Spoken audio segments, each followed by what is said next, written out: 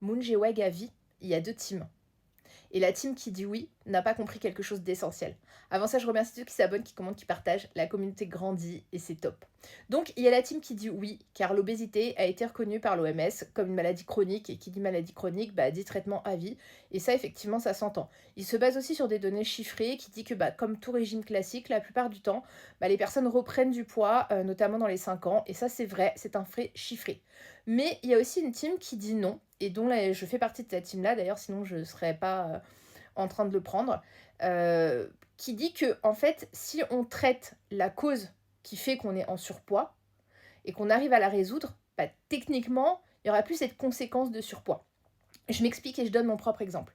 Moi, par exemple, je souffre de TCA, ce qui fait que je fais des crises d'hyperphagie parce que je gère pas mes émotions ou c'est comme ça que je les gère. Et donc, quand je suis en crise, je peux manger même énormément, même sous munch. Et d'ailleurs, je vous l'ai déjà raconté, ça m'est déjà arrivé de faire des crises et j'ai eu pas mal de commentaires parce qu'une fois ou deux, j'ai tapé un KFC. Oh malheur.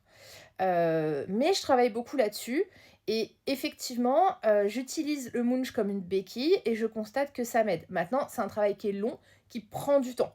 C'est pareil aussi pour mon SIBO, ma candidose et mon IMO. On sait que ça donne des envies de sucre plus fort. D'avoir un candidat, ça donne des envies de sucre. Donc c'est quelque chose que je soigne. Maintenant, c'est un processus que j'ai entamé il y a déjà pas mal de mois.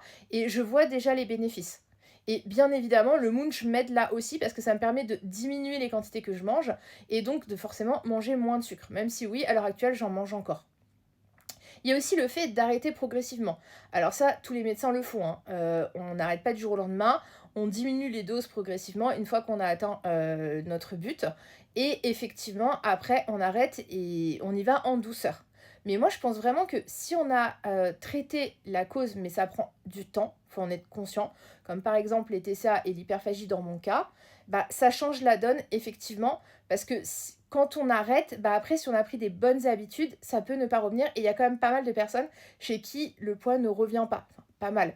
Oui, il y en a plus chez qui ça revient, mais ça laisse quand même de l'espoir. N'hésite pas à me dire de quelle team tu fais partie. Team 1, oui, à vie, ou team 2, non, on a de l'espoir.